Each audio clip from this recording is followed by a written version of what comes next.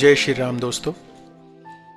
जैसा कि मैंने कहा था कि मैं ज्योतिष के कुछ सूत्र आपके बीच में लेकर आऊँगा, तो मैं आज एक और नया सूत्र आपके बीच में लेकर आया हूँ, जिसमें मैं बताऊँगा कि अगर दूसरे घर का स्वामी, दूसरे घर में कोई भी अंक लिखा हुआ हो सकता है। जैसे कि इस चार्ट में आप देख रहे हैं 4 अंक लिखा हुआ है, 5 अंक भी लिखा हो सकता है, 6 भी हो सकता है, 12 भी हो सकता है, कुछ भी हो सकता है।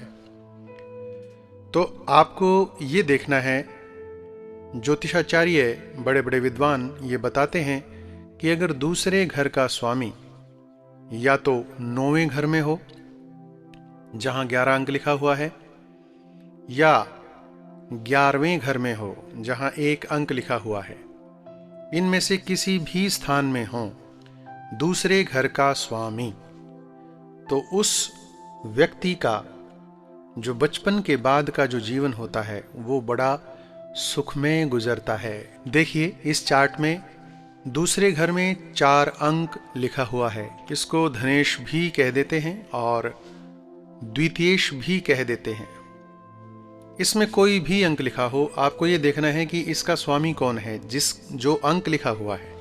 जैसे इसमें 4 अंक लिखा हुआ है, तो 4 अंक का स्वामी कर्क राशि हो गई है। कर्क राशि का स्वामी कौन है? चंद्रमा।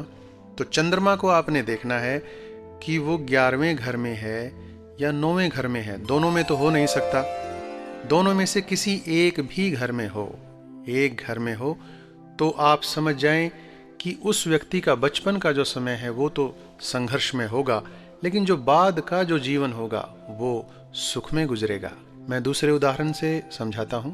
देखिए इसमें लगन में लिखा है 5 अंक, तो इसका लगन क्या हुआ? 5 अंक से कौन सी राशि है? ये सिंह राशि है। और इसका स्वामी कौन होता है? सूर्य होता है। ऐसे ही आपको देखना है कि दूसरे घर में कौन सी राशि लिखी है। अब दूसरे घर में लिखा है 6 अंक, और 6 अंक कौन सी राशि है? ये कन्या राशि है, और कन्या राशि का स्वामी होता है बुध। अब आपको देखना है, यहां पर 7 अंक भी हो सकता है दूसरे घर में, 8 अंक भी हो सकता है। आपको देखना है कौन सा अंक लिखा हुआ है और ये कौन सी राशि हो गई और इस राशि का स्वामी कौन हुआ। फिर उसके बाद आपको देखना है कि वो जो राशि का स्वामी है वो 11वें घर में तो नहीं है, वो 9वें घर में तो नहीं है। जिस तरह इस दूसरे घर में लिखा हुआ है 6 अंक, तो राशि हुई कन्या।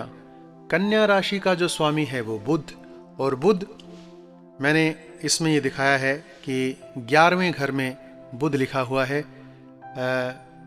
जहां 3 अंक लिखा हुआ है, और 9वें घर में बुध लिखा हुआ है जहां 1 अंक लिखा हुआ है।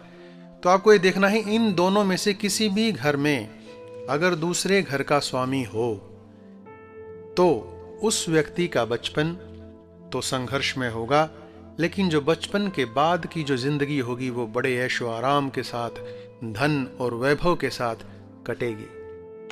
तो दोस्तों, मैं मिलूंगा अगले वीडियो में। तब तक के लिए जय श्री राम।